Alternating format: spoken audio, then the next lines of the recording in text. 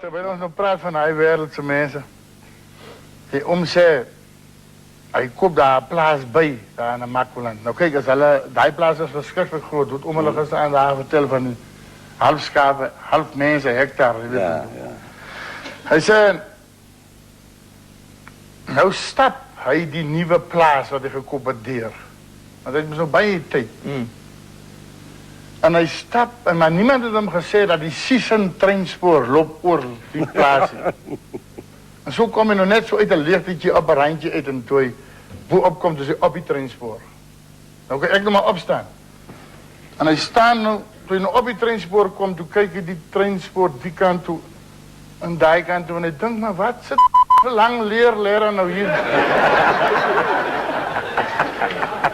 En die tijd, toen kwam haar een trein daar uit die verte uit aan. En hij kijkt die ding wat nou zo al groter wordt hier naar hem toe. En ik denk, nee maar wat, hij was nou eerst hier gestaan, hij staat nog net hier.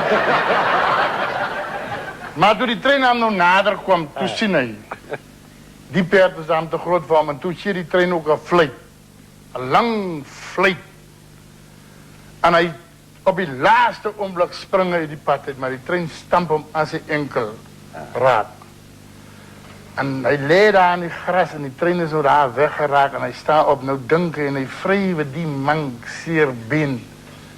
En hij heeft nou gestapt en hij, met die mangbeen, hij komt bij een oude man aan wat nou zo'n schermpje of vuurwachter. En hij gaat zitten daar bij die en die nou goedjes daar, maakt nou kostjes daar bij vuur. En hij wreef die binnen. Onder andere die ook nog een keteltje. Met water ook, want hij wil nog koffie maken.